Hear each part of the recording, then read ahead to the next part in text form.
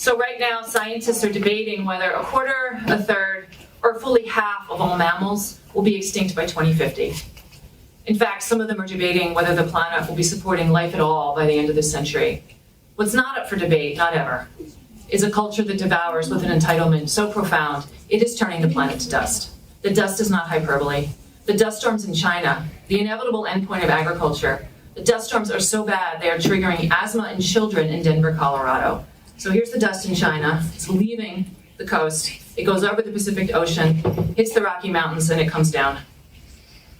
I know it's unbearable. Reality is an avalanche of grief right now. But I'm asking each of you to take your heart out of cold storage. You put it there for safekeeping, I know. But there is no safety on a planet being murdered. The French word for heart is the root of our word courage.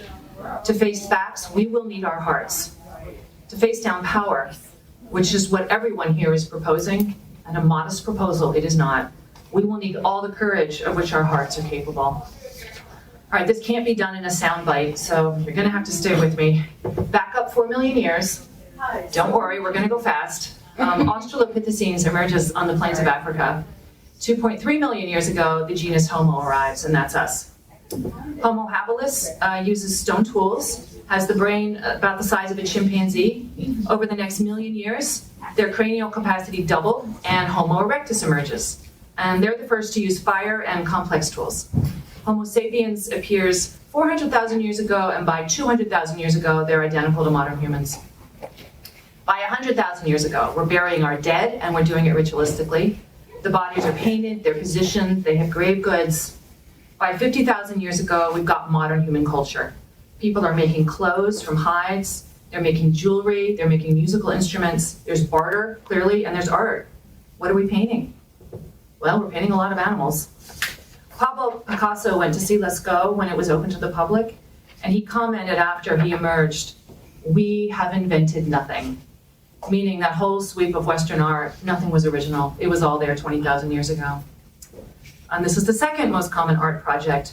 This goddess was found in a cave in southern Germany. She's about 40,000 years old. She is in fact the oldest piece of figurative sculpture ever found. She's carved from a woolly mammoth tusk, probably took 100 hours to carve.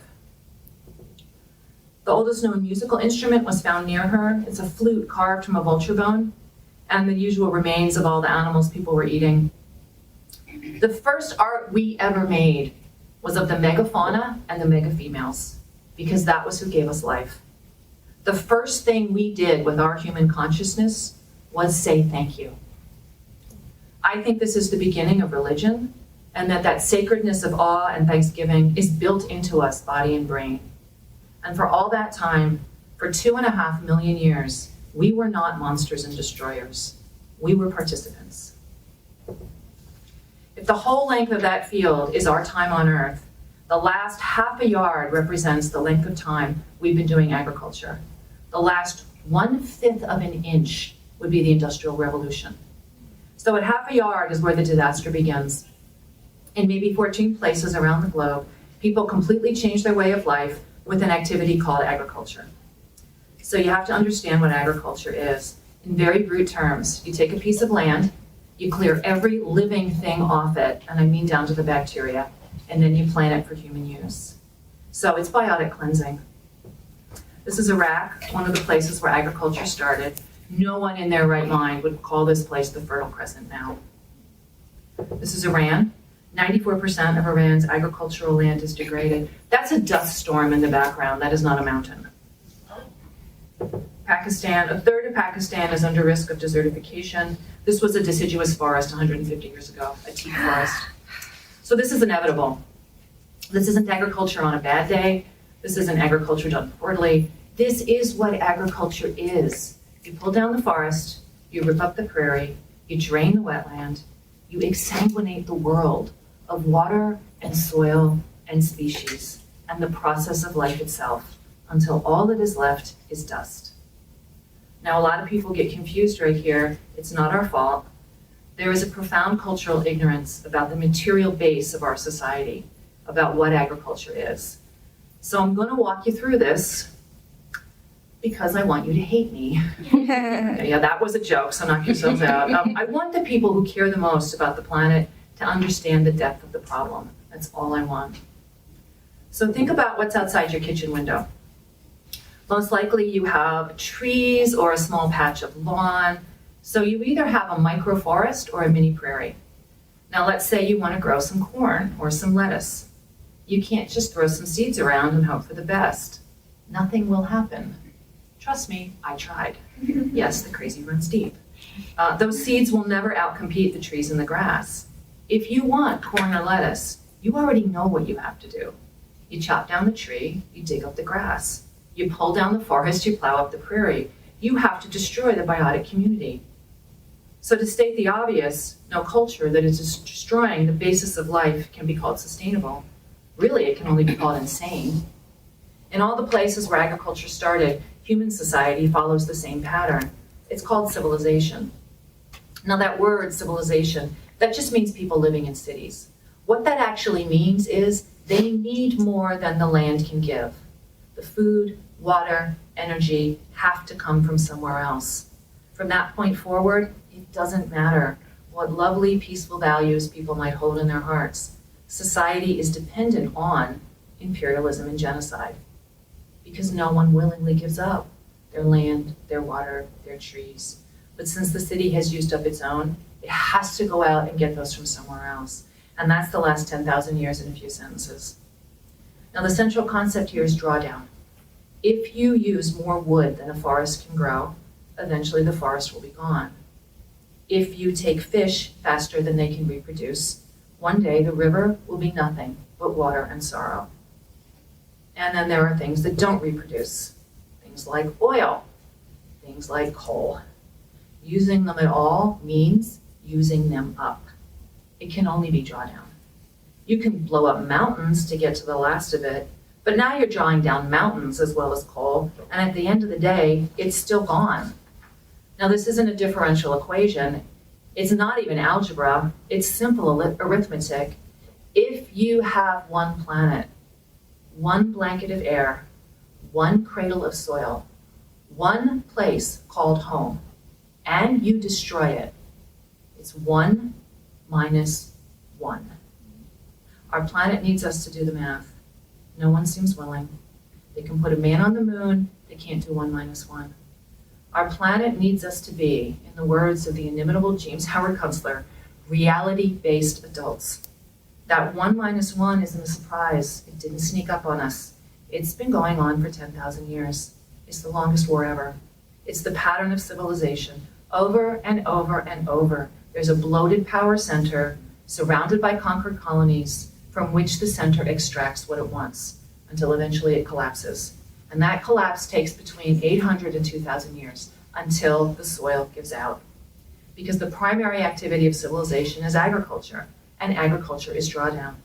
To give you a number, one season of planting your basic grain crop, say wheat or corn or soy, one season, you can destroy 2,000 years of soil. Make no mistake, the planet has been skinned alive, and what should be habitat for millions of creatures turns into salt and dust. Agriculture is carnivorous. What it eats is entire ecosystems, and that's what it's done across the globe. Now, agricultural societies end up militarized, and they always do, for 3 reasons. 1, agriculture creates a surplus, and if it can be stored, it can be stolen. So the surplus needs to be protected. 2 is imperialism. Agriculture is a war against the natural world. Eventually, the agriculturalists need more land, more soil, more resources. So there's an entire class of people whose job is war, whose job is taking land and resources by force. Agriculture makes that possible. It also makes it inevitable. And 3 is slavery. Agriculture is also backbreaking labor. For anyone to have leisure, they need slaves. By the year 1800, which is the beginning of the industrial age, fully 3/4 of the human beings alive on the planet were living in conditions of either slavery, indenture, or serfdom. 3/4. The only reason we have forgotten this is because we're using machines now, fossil fuel, to do that work. And of course, once you have huge numbers of the population in slavery, you need someone to keep them there, hence soldiers. So this is the cycle we've been on for 10,000 years. Once upon a time, there were elephants all the way to China. In California's Central Valley, there were flocks of water birds so dense they blocked out the sun. In the Pacific Northwest, when the salmon returned to spawn, you could hear the fish coming for an entire day. You could hear them coming. It sounded like rolling thunder. There are still people alive who heard this, but I have never once heard the sound that water makes when 40 million years of persistence finds its way home. This is who has been taken from you here in this place. The gray partridge and the heath hen, the swamp rabbit and the fisher cat, the Eastern American bison. Unimaginable numbers of bison migrated from southern Wisconsin through Indiana to the mild winters and bluegrass of Kentucky, leaving a literal trace. There were millions of them once. Now all that's left is a statue. And all of them, every last one, should ache like a phantom limb. There are lists of the damned. You will need your hearts to face this. I know what I'm asking, but better a broken heart than no heart at all, because even a broken heart is still made of love. And here we are at the end of the world. Pull down the forest, plow up the prairie, 1 minus 1. 98% of the world's old-growth forests and 99% of the world's prairies are gone. There's nothing left to take. Now, Lewis Mumford understood that technologies create their own social institutions and ideologies to defend them. He made the distinction between authoritarian and democratic technologies. A culture invents specific technologies, which in turn change the culture. There is a co-action between a culture and its technologies. Both form the other in an interactive process. He called the result, the totality of a culture and its technology, a technic. Technics will either be authoritarian or democratic, hierarchical or egalitarian. They are never neutral. Or as Cellist Glendinning writes with clarity, all technologies are political. The conquest is never just physical. Civilization consumes the culture as well. So the very creation myth of Western civilization tells men to dominate, to conquer, to go forth and multiply. No hunter-gatherer is told by God to willfully overshoot the land's carrying capacity, and no rational person would listen to such a God. The founding myth also condemns women to sexual subjugation. Why is not a mystery. Patriarchy becomes a primary feature of civilization because its scarcity of land, of labor, of food drives the concept of private property. Matrifocal cultures have little investment in paternity. The central social unit is mother and child, not man-wife. And a woman's brothers, not her sexual partners, are the men who help provide for her children. With private property comes inheritance and the need to establish male heirs. The valuing of paternity makes male violence inevitable. The only way a man can know for sure of his offspring is through total control of a woman's body. So across history, men have devised a range of constraints, from restrictions on women's basic freedom of movement to the lifelong tortures of foot binding and FGM to ensure that male children are indeed their sons. Authoritarian technology needs an authoritarian God, so meaning was drained from the living world and placed above in an angry sky father who reigns rather than participates, punishes instead of heals. Even still, the image of the earth as a living body persisted in the West until the co-joined scientific and commercial revolutions. Writes Carolyn Merchant, quote, between the 16th and 17th centuries, the image of an organic cosmos with a living female earth at its center gave way to a mechanistic worldview in which nature was reconstructed as dead and passive, to be dominated and controlled by humans. The new technology of domination included, well, all of this. This is essentially a list of torture implements for the living earth. Merchant calls this the mechanization of nature, and it has, of course, only gotten worse. It also had to be paid for. You understand, none of this existed. They had to pay for it to create it. The large commercial banks all owned mines, which require enormous stretches of timber for charcoal and smelting. The destruction of the earth to fuel and then fund more of the same in an absolutely vicious circle. With the end of the forests came the beginning of coal. The The new technologies would be powered by fossil fuels, and with essentially unlimited power, there would be no limits to the destruction. The only constraint left was cultural, but the concept of a living world would be finally severed on the dissection slab of mechanistic science. Francis Bacon is considered the father of the scientific revolution. He argued that man may be regarded as the center of the world, for the whole world works together in the service of man. Plants and animals of all kinds are made to furnish him. All things seem to be going about man's business, not their own. Nature is the base material for men's actualization, and men should use her. The domination granted by science would let men, quote, change, transmute, and fundamentally alter nature. That was the goal. He bluntly stated the goal of all authoritarian techniques, such a deep understanding of nature's secrets that men's power over her would be practically unlimited. Bacon's vision is now here. Industrial technology has emptied rivers, crushed mountains, and damaged the climate itself. Its power only limited because the planet has in fact turned out to be finite.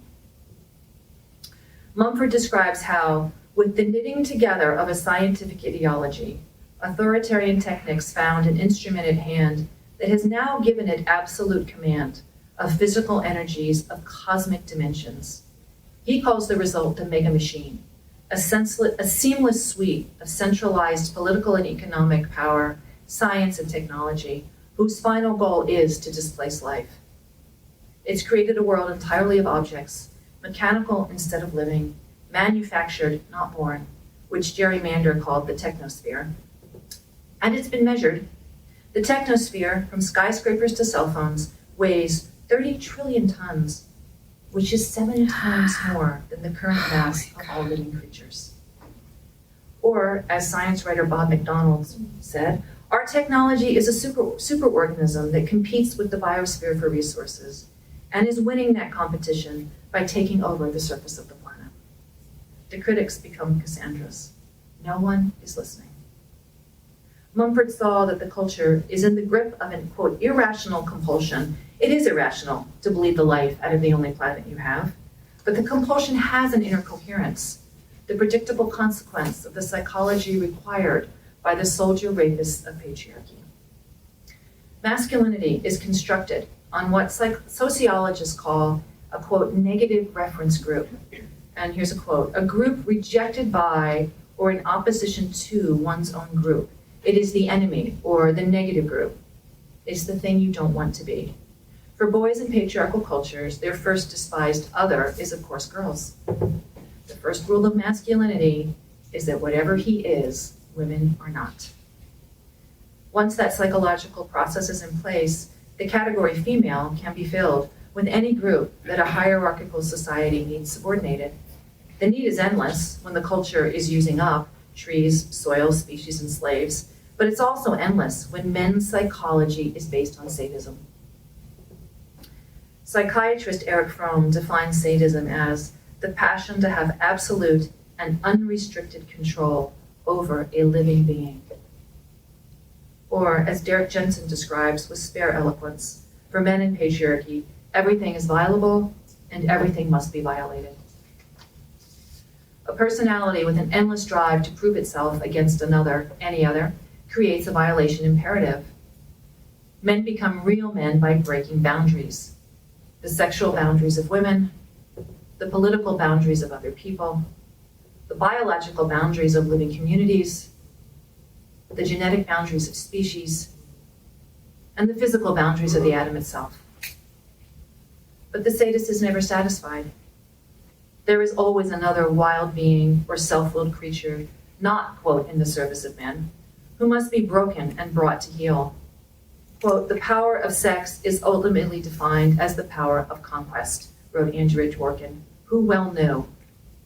Male supremacy eroticizes domination and subordination, inscribing synapses of sadism into the brain. Anything tied to sexual response will feel not just natural, but primal. Arousal lights up the limbic system, a part of the brain so ancient it's found in all vertebrates.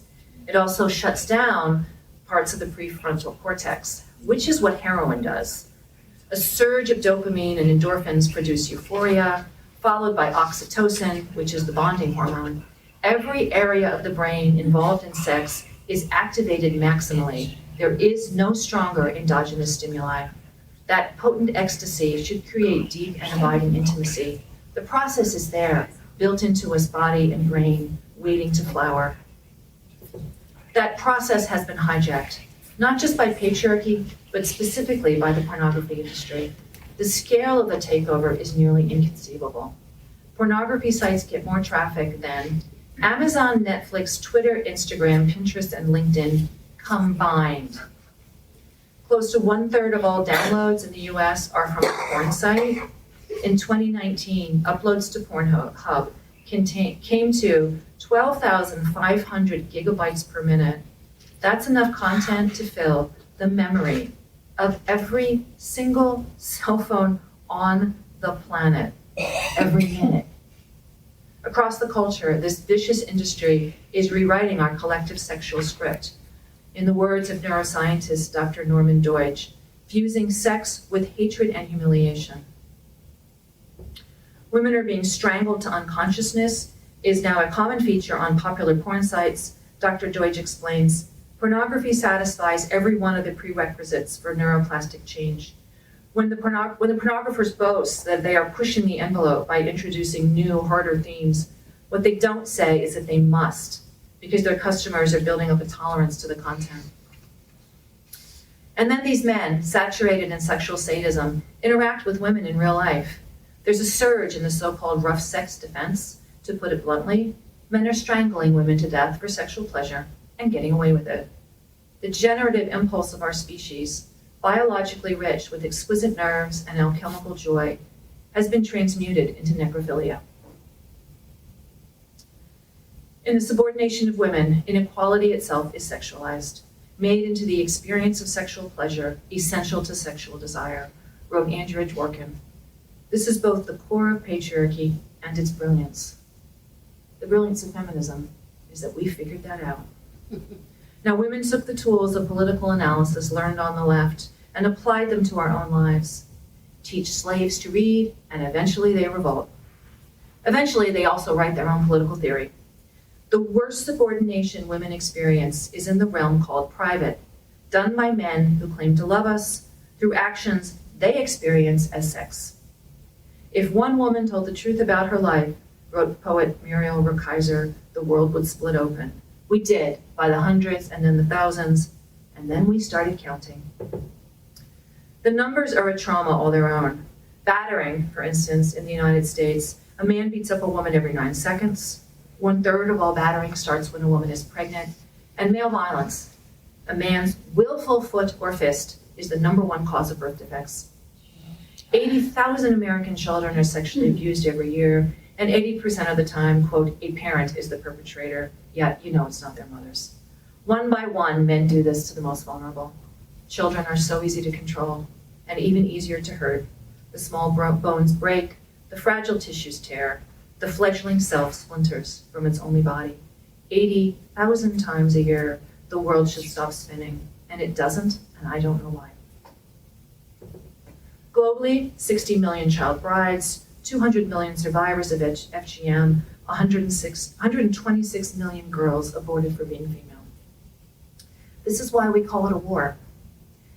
If these numbers aren't just background noise, the inevitable, unremarkable actions of everyday men taking what is theirs, but actual crimes done to human beings, then there is a word for harm at this scale. War fits, but men scoff when we say it. Fine, but I would like to know what other word to use. What feminists see is that the war against women and the war against the earth have not just the same driver, but the same endpoint, necrophilia. 2 centuries ago, Mary Shelley, a teenager, left us Frankenstein as a warning. A young scientist has, quote, one thought, one conception, one purpose, to conquer life.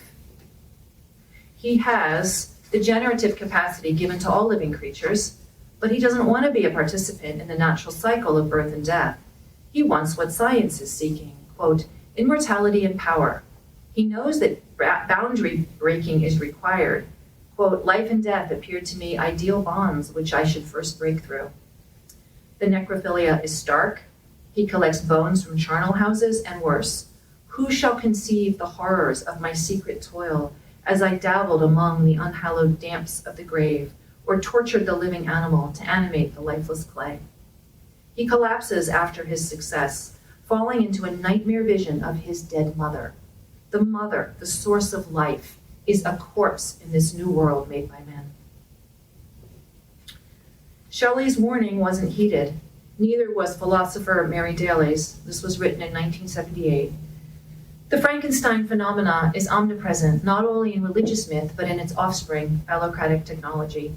The insane desire for power, the madness of boundary violation, is the mark of necrophiliacs, who sense the soul, spirit, life-loving principle with themselves, the lack of soul, spirit, life-loving principle with themselves, and therefore try to invade and kill off all spirit, substituting conglomerates of corpses.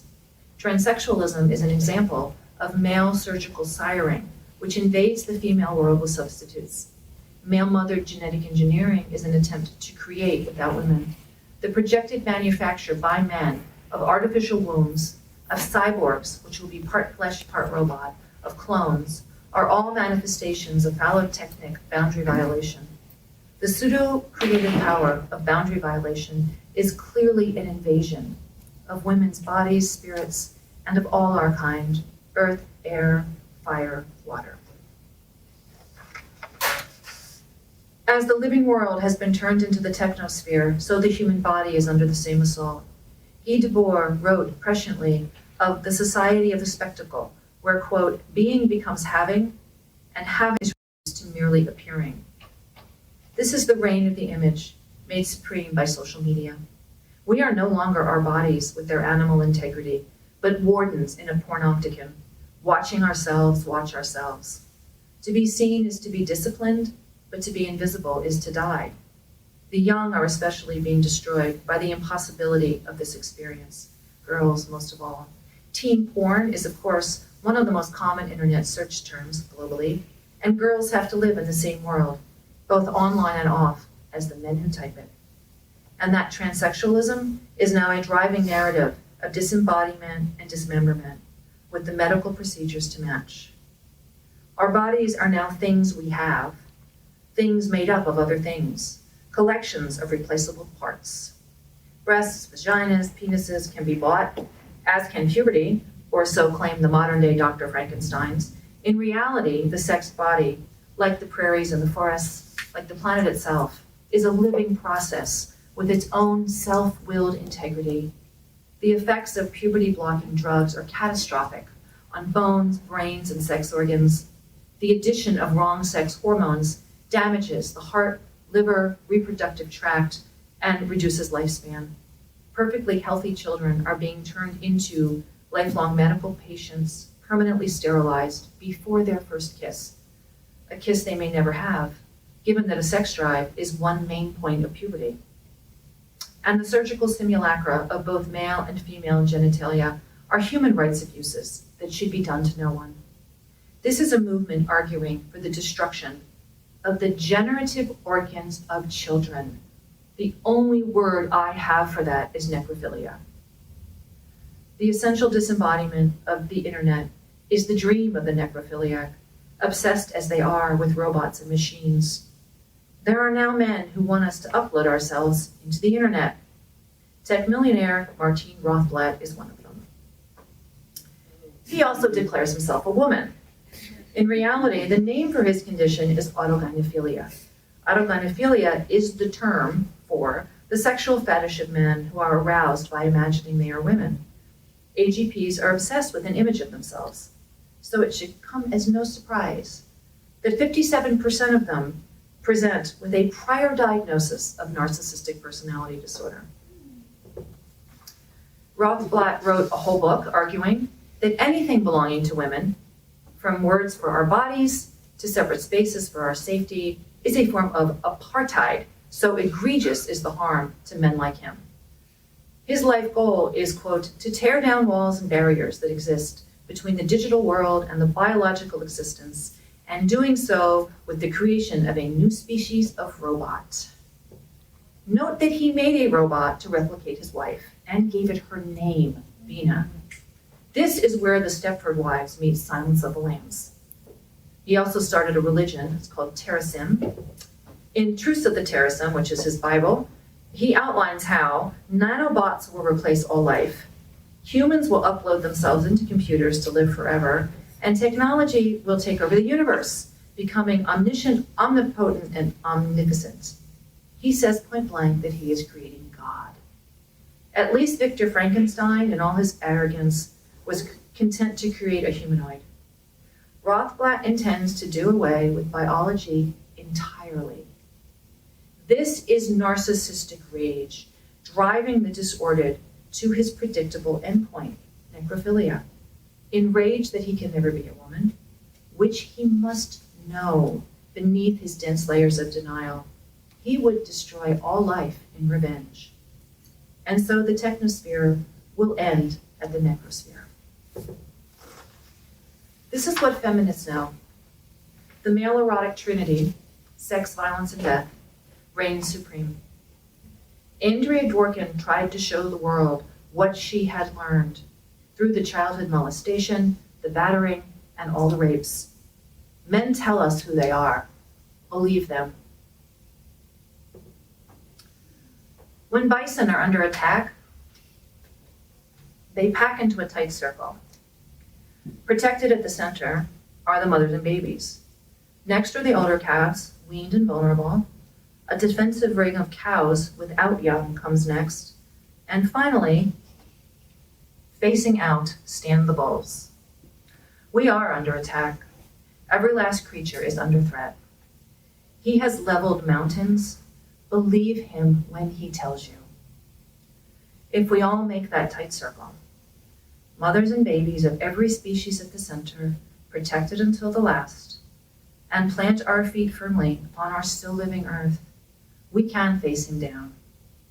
He has the rancid thrills of sadism and the sterile dreams of machines. We have love, and the miracle of our animal bodies, and the stalwart light of every dawn. Don't let him win. Thank you.